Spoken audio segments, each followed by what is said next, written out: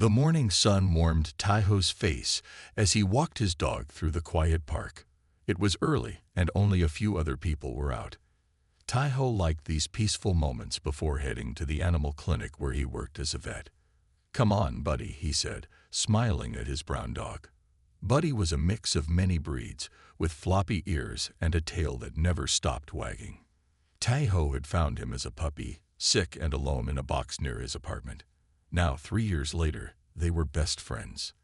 The air suddenly felt different. Taiho looked up and saw something that made him stop walking. A large shadow fell across the grass. At first, he thought it was a cloud, but clouds don't hum. "What is that?"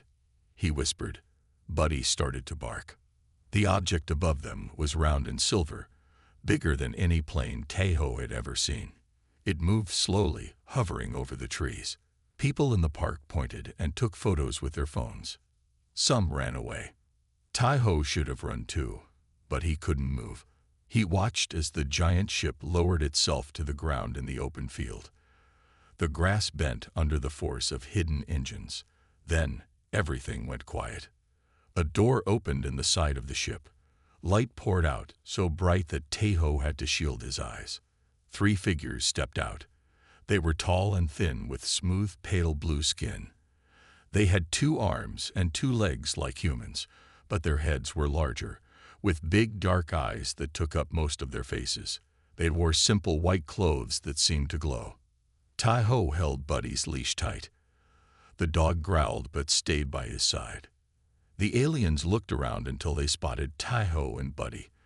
They spoke to each other in clicks and soft whistles. Then the tallest one took out a small device and pointed it at Taiho. "Human," said a flat voice from the device. "Do not fear." Taiho swallowed hard. "Who are you?" "We are Neri," the voice said. "We study life forms. You interest us." The 3 aliens came closer. They moved gracefully, almost floating across the grass. The smallest one bent down to look at Buddy, who stopped growling and sniffed the air. "You care for this animal?" asked the tallest Neri. "Yes. He's my dog. My pet," Taiho explained.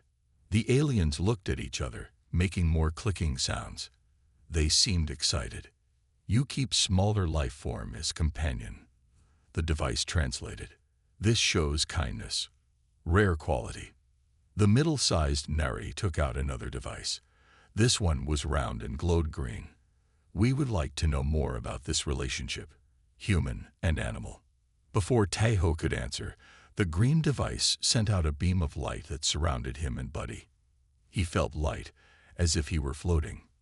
The park, the trees, and the morning sun began to fade.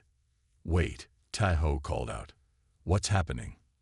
"Do not worry, human," the device translated. "You have been chosen. Great honor."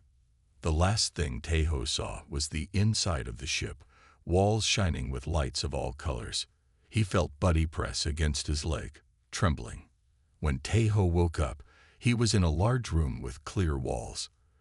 The floor was soft and covered with grass-like material.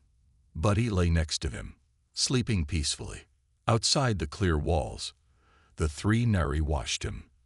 They wrote things on screens and talked among themselves. "The human will make a perfect addition to our collection," the device translated. "Such a fascinating creature, caring for another species." With a cold feeling in his stomach, Taiho realized the truth. He had not been invited to share knowledge or represent Earth. He had been adopted. The Neri thought he was a pet, an interesting animal to keep and study. And from the way they looked at him, with the kind, patient eyes of a new owner, they thought keeping him would be easy. Taiho sat in his glass room for what felt like hours. Buddy had woken up and was now sniffing around their new home. The room had trees, grass, and even a small pond. It was like a piece of Earth inside the alien ship. "At least they made a nice cage," Taiho said to Buddy, who wagged his tail. The wall on one side slid open. The 3 Nari aliens walked in, moving slowly as if trying not to scare him. The tallest one wore a blue band around its neck. The middle one wore green, and the smallest had a yellow band. "Hello, human," said the translation device held by Blue. "We are your new family." Tai-Ho stood up straight. "My name is Tai-Ho. I am a doctor for animals. I am not a pet." The three Nari made soft clicking sounds to each other. The device translated. "It makes noise. Very smart for simple creature." Green reached out and patted Tai-Ho's head gently. "Good human. Tai-Ho. Nice name for pet."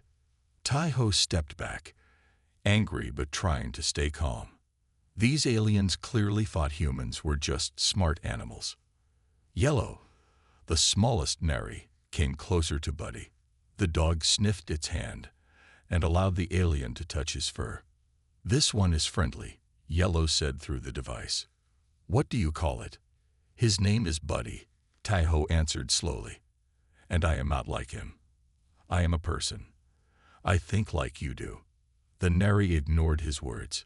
Blue took out a small box and opened it. Inside were colorful shapes. "Look, Tai-Ho," Blue said very slowly, as if talking to a baby. "Can you put the round shape in the round hole?" Tai-Ho almost laughed. They were testing his intelligence with a child's toy. He decided to play along.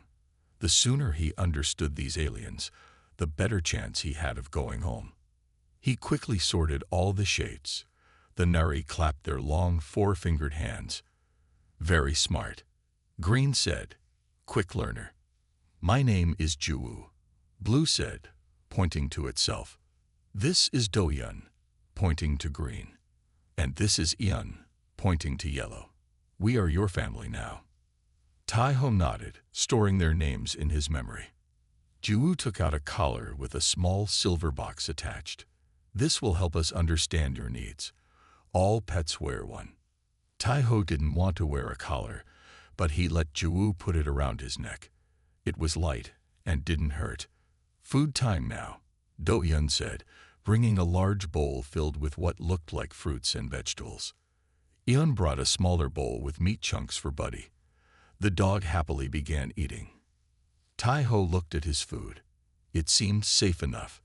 He ate a piece of purple fruit that tasted like sweet potato. It wasn't bad. "See, he likes it," Ian said excitedly. "I told you humans eat plants." After the meal, the Nari left, sealing the glass wall behind them. Tai-Ho watched as they joined other Nari in a large room outside. There were more glass habitats with different creatures inside. "We're in a zoo, Buddy," Tai-Ho whispered. He noticed a screen on one wall of his habitat. It showed simple pictures of food, water, and a bathroom symbol. Tai-Ho touched the water picture, and a panel opened with a cup of water. "They think we're smart, but not too smart," he told Buddy. "That might be useful." Tai-Ho decided to watch and learn. He would show his true intelligence only when the time was right. For now, he would be the perfect pet. That night, as Buddy slept on a soft bed the Nari had provided, Tai-Ho looked out at the stars through a window in his habitat. He wondered how far from Earth they were and how many other pets the Nari had collected. "Keeping pets is easy when you don't know what they're thinking," Tai-Ho said quietly to himself. "But I'm going to change that." A week passed in the glass habitat. Tai-Ho learned the daily routine of his Nari family. They came 3 times a day with food. They took him to a larger room to exercise. They showed him pictures and waited for him to point at them. "Ball," Juwu would say slowly, holding up a round object. "Ball," Tai-Ho would repeat, pretending this was new to him. The Nari would click happily, thinking they were teaching their pet to speak. But at night, when the Nari slept, Tai-Ho studied. He discovered that touching the screen in his habitat for 10 seconds brought up a menu with more options. One of these was entertainment. The first time he pressed it, the wall lit up with moving pictures. It was the Nari version of television. Tai-Ho watched shows about Nari daily life, history, and even children's programs where they taught their language. "This is perfect," Tai-Ho whispered to Buddy, who lay beside him. "They think I'm learning simple words, but I'm really learning everything." Taiho was good with languages. By the end of the second week, he could understand most of what the Nari said to each other. Their language had clicks and whistles, but followed patterns he could learn. One day, Yun came alone to the habitat. The young Nari seemed sad. "What's wrong, small one?" Taiho asked in his best pet voice. Yun sat down on the grass next to him. "School was hard today," the device translated. "The other young ones say my pet is not special." Taiho felt sorry for Yun. He picked up a stick and drew in the dirt. First, he drew a simple face. Then he added details until it looked like Yun. The young Nari's eyes widened. "You can make pictures. Amazing." Yun ran out and returned with Juwu and Do-Yun. "Look what Taiho can do," Yun said proudly. Taiho drew all three Nari standing together. He kept his drawing simple enough to seem like something a very smart animal might do, but good enough to impress them. "Our pet is special," Do-Yun said. "We should take him to Pet Social Day." The next day, they put a leash on Taiho's collar. He didn't like it, but he allowed it. They led him to a huge room where other Nari brought their pets. Taiho was shocked. There were creatures from many worlds. Some had scales, some had feathers, some looked almost human but with different colored skin. These are all thinking beings, Taiho realized, not just animals. The Nari left their pets in a play area and went to talk with each other. Taiho approached a creature with blue skin and 3 eyes. "Hello," Taiho said quietly. The blue being looked surprised. "You speak?" "In their tongue." "I've been learning. I'm Taiho, from Earth. I am Hyun, from a world they call Blue Star. I have been here for 3 cycles." A bird-like creature with golden feathers joined them. "New arrival. I'm Jai. 5 cycles here." Taiho looked around to make sure no Nari were watching closely. "They think we're just pets, not thinking beings." Jai nodded her feathered head. "They do not understand. They believe only Nari have true thinking." "We must be careful," Hyun said. "If we show too much intelligence, they get scared and give us medicine to calm us." Taiho frowned. "Has anyone tried to teach them, to show them the truth?"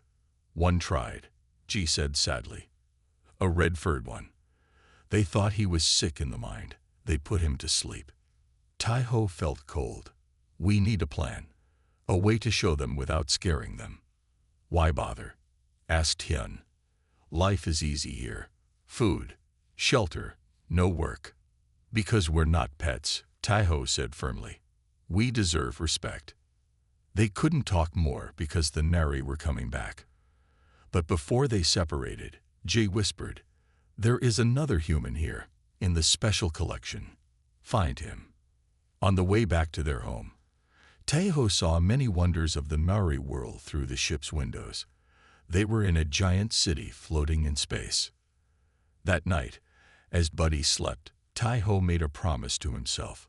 He would find the other human. He would learn everything about the Nari. And somehow, he would make them understand that keeping pets was not as easy as they thought. Taiho could not stop thinking about the other human. Every day, he watched his Nari family carefully. He listened to their talks and studied their habits. One morning, Juwu came with exciting news. "We are going to a special event," the device translated. "The Great Keeper is showing his rare collection. Taiho will come too." Taiho tried not to look too happy. This could be his chance to find the other human. The Nari dressed him in soft blue clothes with the family symbol on them. They put a new shiny collar on Buddy too. Then they all boarded a small flying ship. They traveled across the huge space city. Taiho saw thousands of Nari living in tall curved buildings. Some buildings floated in the air without any support. The city had many parks with strange plants and small animals running free. "Beautiful, yes?" Do-Yun asked, noticing Taiho's wide eyes. Taiho nodded. It was beautiful, but he still missed Earth. They arrived at a giant dome made of crystal. Inside, Important-looking Nari with gold bands greeted Juwoo's family. Everyone stared at Taiho. "Is this the drawing human?" asked one old Nari with many gold bands. Juwoo nodded proudly. "Yes, great teacher. He makes pictures and learns words quickly." "Impressive," said the great teacher. "The great keeper will be pleased." They followed the great teacher through long halls with glass habitats on both sides. Each one held a different alien creature. Some looked sad. Others seemed angry. A few appeared to have given up. Finally, they entered a round room with a large habitat in the center. Inside was a garden with earth plants, roses, oak trees, and green grass.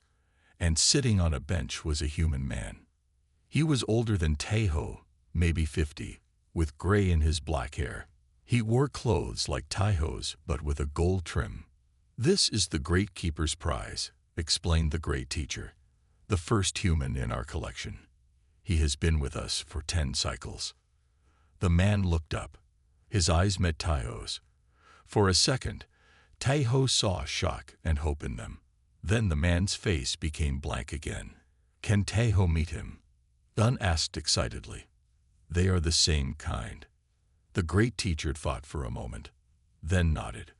"The great keeper allows his prize to interact with other pets sometimes. It may be interesting." A door opened in the habitat. Taiho was led inside while the Nari watched from behind the glass. "Hello," Taiho said in Korean, hoping the man would understand. "I'm Taiho Kim." The older man's eyes lit up. "Sungmin Park," he replied in the same language. "They don't understand Korean. We can talk freely." Taiho explained how he was taken and what he had learned so far. Sungmin listened carefully. "I've been here for 10 years, Sungmin said. "I've learned much about the Nari. They're not bad, just limited in their thinking. They can't imagine that creatures so different from them could be intelligent. We need to show them the truth," Taiho said. Sungmin shook his head. "I tried once. They thought I was sick and gave me drugs that made me sleep for weeks. What if we work together? With the other pets too?" Sungmin looked thoughtful. "There is a way, but it's risky. I've been planning something." He quickly explained his idea. The Nari had a yearly event called the Pet Show, where pets performed simple tricks. If many pets showed intelligence at the same time, the Nari might finally understand. "I can visit the others during special viewings," Sungmin said, "and you can spread the word at the pet social days. We'll form an escape committee, not to escape the Nari, but to escape their misunderstanding." Taiho agreed. Before they could talk more, the Nari called the visit over. As they left, Taiho looked back at Sungmin. The older man nodded slightly. A silent promise had been made. In the flying ship going home, Yun asked, "Did you like meeting another human?" Taiho smiled and nodded simply. Little did the Nari know that the pets they thought were so easy to keep had just formed a secret plan that would change everything. 2 weeks passed. Taiho met with Hyun and Ji twice more at pet social days. Each time, they shared news of the plan. Word spread among the intelligent pets throughout the city. Sungmin sent messages through special visitors to his habitat. Everything was ready for the pet show in 10 more days. Then something unexpected happened. One morning, Taiho woke to the sound of crying. Yun was sick. The young Nari lay on a bed while doctors examined them. Juwoo and Do-Yun stood nearby, looking worried. "What is wrong with Yun?"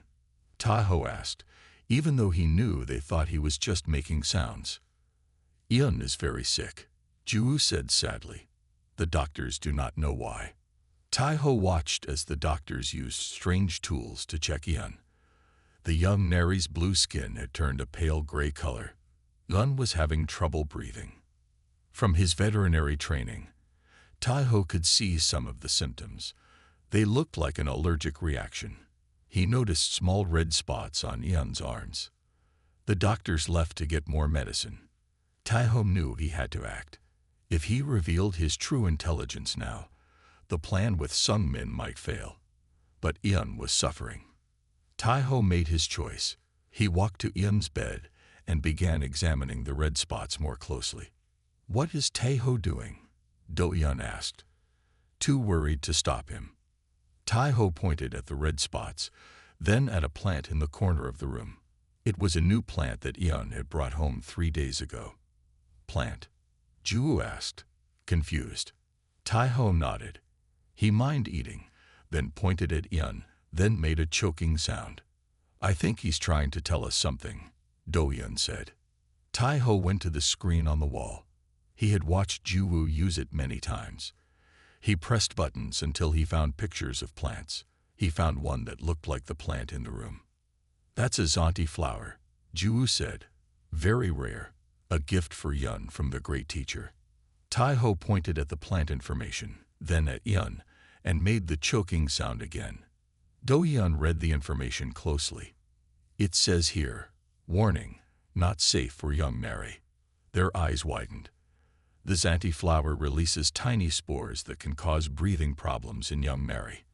The doctors didn't think to check for this because it's so rare. Ju quickly removed the plant from the room. Do-Yun called the doctors back and told them what Taiho had discovered. The doctors gave medicine for plant allergies. Within hours, the young Nari was breathing better. The gray color faded from their skin. That night, when Yun was sleeping peacefully, Ju and Do-Yun came to Taiho's habitat. "You saved Yun," Ju said slowly. "But how did you know?" Taiho took a deep breath. It was time. He touched the screen and pulled up the Nari alphabet he had been studying secretly. Then, slowly and carefully, he typed, "I am not a pet. I am a person who thinks like you." Ju and Do-Yun stared at the screen, then at Taiho. Their eyes were wider than he had ever seen them. This is not possible," Do-Yun whispered. "I am a doxitor for animals on my world," Taiho typed.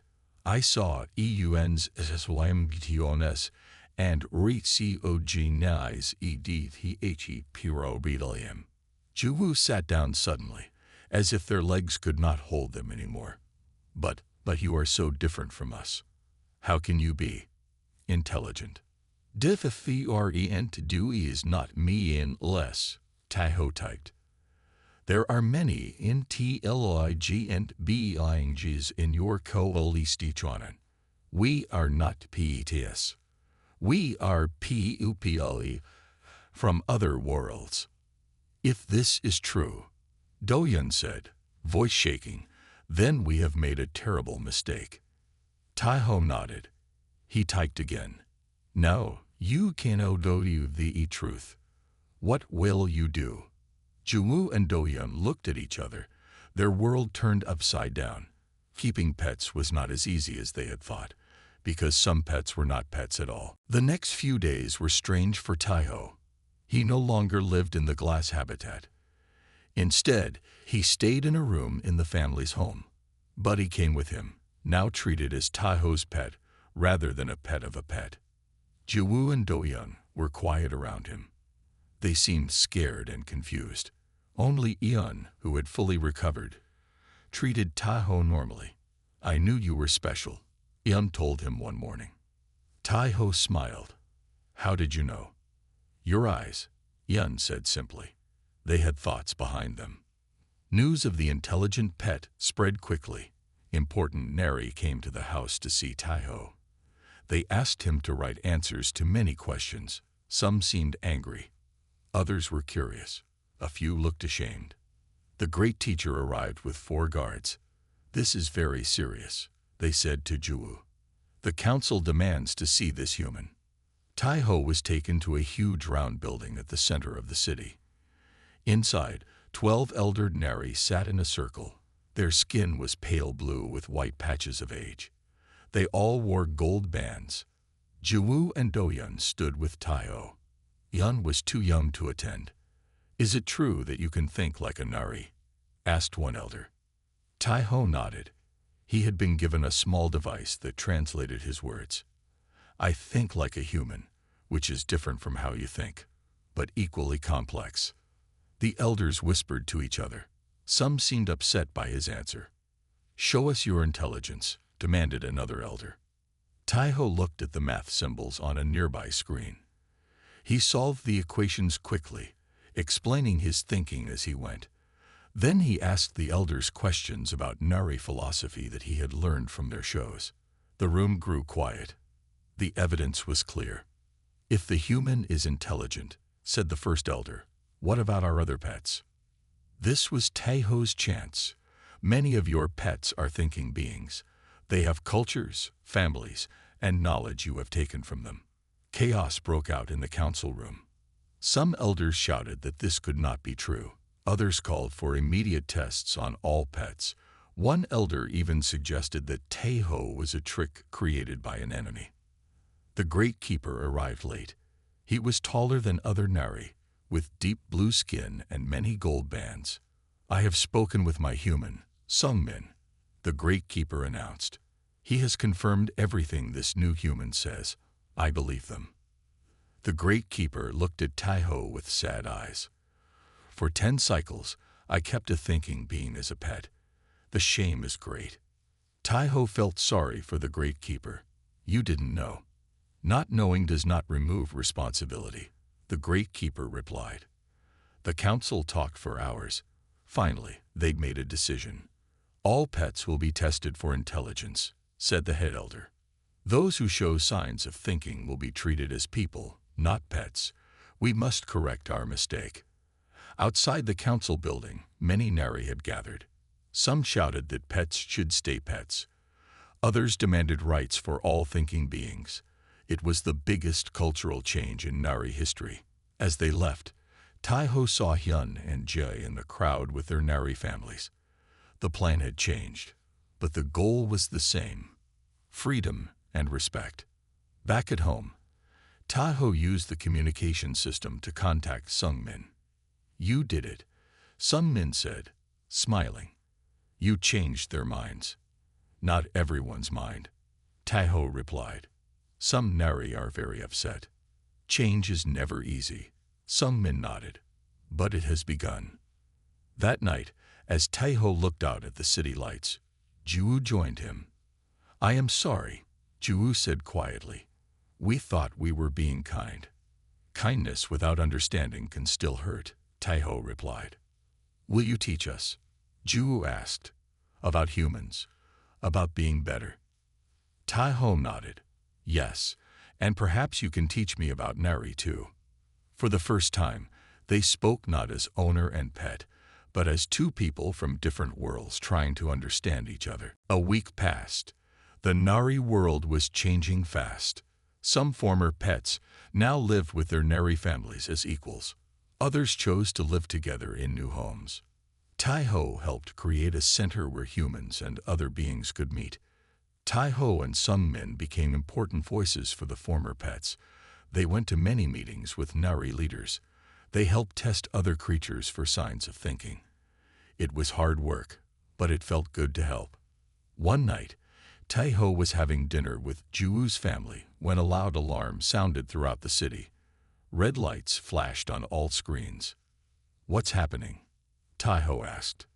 Juwoo looked scared. "It's a warning. Another species is coming. The Kyun." "Who are the Kyun?" "They live in the next star system," Do-hyun explained. "They want our resources. They attack every few cycles, but our shields always stop them." The family rushed to a window. In the distance, Taiho saw strange ships approaching the city. They were black and pointed, very different from the round Nari ships. "The council will protect us," Juwoo said, but sounded worried. The main screen in the house turned on. An elder from the council appeared. "Citizens of Nari, stay calm. The Kyun ships have a new weapon. They have damaged our main shield. Security forces are responding." Taiho felt a chill. "Your people aren't ready for this, are they?" Juwoo shook their head. "Nari do not fight well. We are peaceful. We use shields and hide." Taiho thought quickly. "Call Sungmin. Call all the former pets.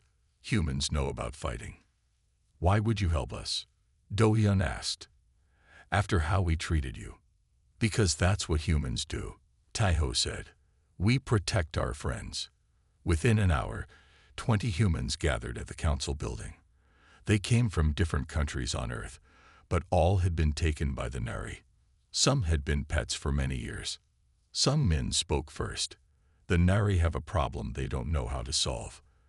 They think peaceful thoughts and expect others to do the same. But humans understand conflict. What can we do against spaceships? Asked a woman named Han. Tae-ho stepped forward. The ships are just machines with people inside. The Nari have defense systems, but they don't know how to use them well. We can help with that. The Great Keeper gave the humans access to the city's control room. There, they saw the Kin ships on large screens. 7 ships were attacking different parts of the shield. Their attacks have patterns, said a man named Gil, who had been a military officer on Earth. They're testing for weak spots. The humans worked with the Nari defenders to strengthen the shields. But it wasn't enough. One Kyun ship broke through and landed on the edge of the city. They're sending ground forces, a Nari defender said, pointing at small dots leaving the ship. This was something humans understood well. Tae-ho and the others helped organize the Nari into defense groups. They used everyday items as weapons. Cooking tools became shields. Gardening tools became spears. Nari buildings have many hiding places. Tae-ho told the defenders. Use them to surprise the attackers. Hyun, Ji, and other intelligent former pets joined the defense too. Each species had different skills that helped. When the Kiam soldiers entered the city, they expected easy targets.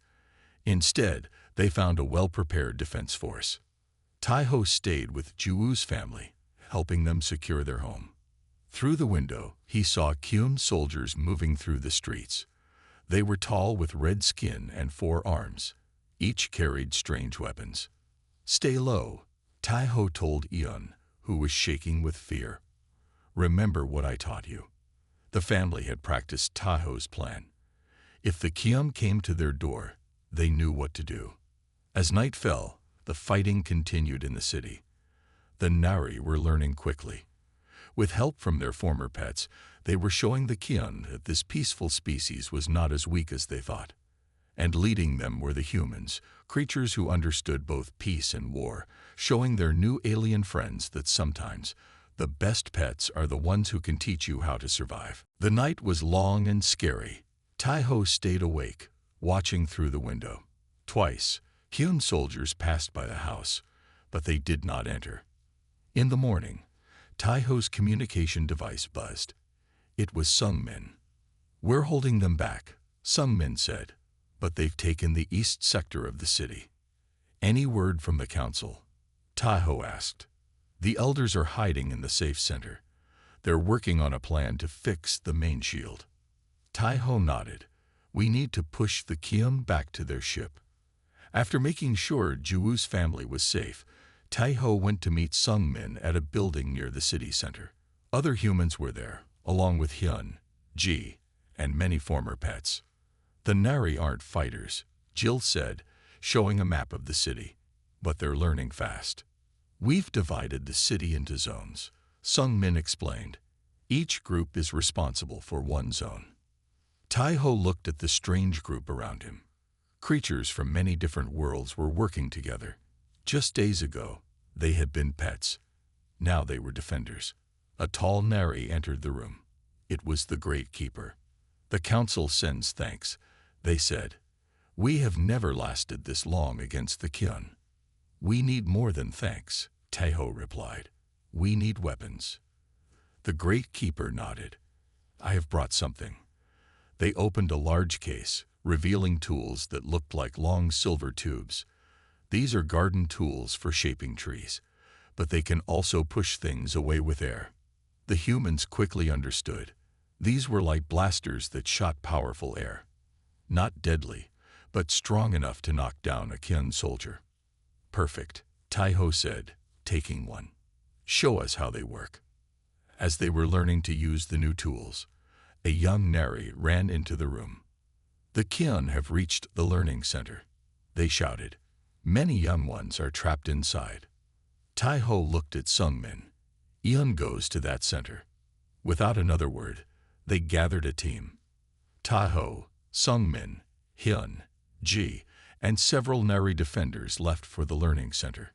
Each carried an air blaster. The streets were damaged from the fighting. Some buildings had holes in them. They moved carefully, using the hiding spots Tai-ho had taught them.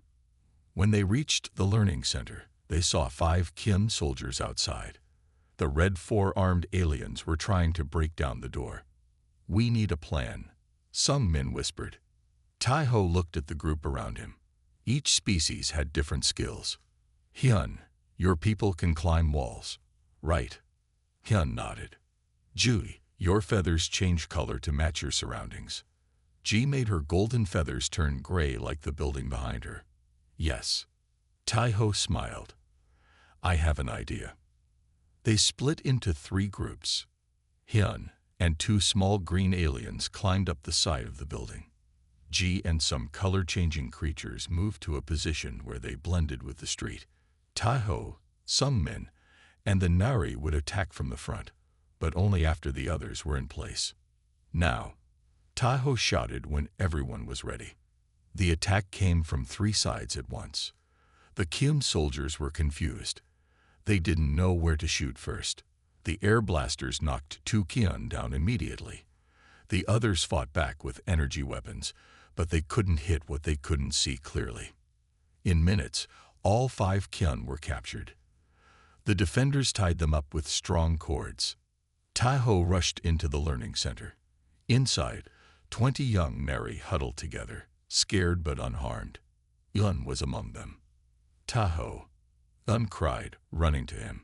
You came for us. Of course I did, Tai-ho said, hugging the young Nari. That's what friends do. They led the young ones out safely. As they walked back to the city center, Tai-ho noticed something important. The Nari defenders were not following human orders anymore. They were working side by side with their former pets, each contributing ideas. Look at that, Sung-min said quietly. We're not pets or owners now. We're all just people trying to survive together. Tai-ho nodded. In the face of danger, all differences seemed small. The Qian had attacked expecting to find weak, peaceful creatures. Instead, they found something much stronger, different species working together, each bringing their unique skills to the fight. And at the center of it all were the humans, once kept as simple pets, now valued for the very things that made them human. 3 days later, the battle was over. The Qian retreated to their ships and left the Nari system. The city had won, but there was much damage to repair. In the great council room, the elders gathered.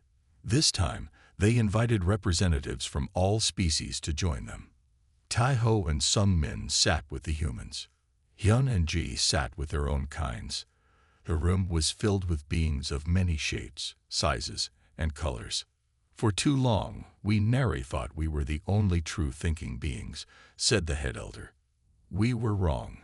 When danger came, it was our former pets who saved us. The Great Keeper stepped forward. I move that we end the pet collection system forever. All thinking beings should be free and equal. The vote was quick. Every elder agreed. The pet system that had lasted for hundreds of Nari cycles was gone. What happens now? Tai-ho asked Sung-min as they left the council room. Some will want to go home, Sung-min said. But I've been away from Earth for too long. This is my home now. Tai-ho thought about Earth. He missed his family and friends, but he also felt needed here. The Nari were changing their world, and he could help. 1 month later, a new center opened in the heart of the city. It was called the Multi-Species Cultural Exchange. Tai-ho was its first director. The purpose of this center, Tai-ho explained to visitors, is to help us learn from each other. No species is better than others. We are just different. The center had areas where each species could share their art, music, food, and ideas. Humans taught classes about Earth. The blue-skinned people showed their beautiful ice sculptures. The feathered beings performed songs that changed colors as they sang. Taiho lived with Juwoo's family, but now in his own room as an equal. Buddy still slept at the foot of his bed. Is it strange? Yun asked one day, to be a friend of the family that once kept you as a pet. Taiho smiled. Life is full of strange changes. What matters is how we treat each other now. Juwoo had become a teacher of the new ways. They traveled to other Nari cities, explaining why the pet system was wrong. The hardest thing, Juwoo told Taiho, is helping Nari understand that different does not mean less intelligent. That's a lesson humans are still learning too, Taiho admitted. 1 year after the Kyun attack, something special happened. The first Nari ship traveled to Earth as part of a peaceful contact mission. Taiho was chosen to go along to help explain Nari to humans. The ship landed in a field outside Seoul, not far from where Taiho had been taken. Earth leaders were waiting. They had prepared for this moment since getting messages from the Nari months before. Taiho stepped out first. His family ran to meet him, crying with joy. They had thought he was dead. I have so much to tell you, Taiho said, hugging them. Then Juwoo carefully walked out of the ship. The Nari looked nervous in this new world. This is my friend Juwoo, Taiho said to his family. They are visiting Earth to learn about us. Taiho's mother smiled and offered a hand to Juwoo. Welcome to our home. Later that day, at Taiho's family house, Juwoo watched in wonder as Taiho's sister played with a small cat. Is that your pet? Juwoo asked. Yes, Taiho's sister said. Her name is Miso. Juwoo looked worried. But is it right to keep pets? After what we learned. Taiho sat down next to Juwoo. Earth pets are different. We don't keep thinking beings as pets. Cats and dogs have been with humans for thousands of years. They cannot speak or build societies, but we still respect them and care for them. So keeping pets is okay if you understand what a pet really is? Juwoo asked. Yes, Taiho said. Keeping pets is easy when you understand them and give them what they need to be happy. The problem was never about keeping pets. It was about mistaking people for pets. As the sun set on his first day back on Earth, Taiho looked at the stars with new eyes. His journey had changed him. It had changed 2 worlds. And it had all started because the Nari thought keeping pets was easy.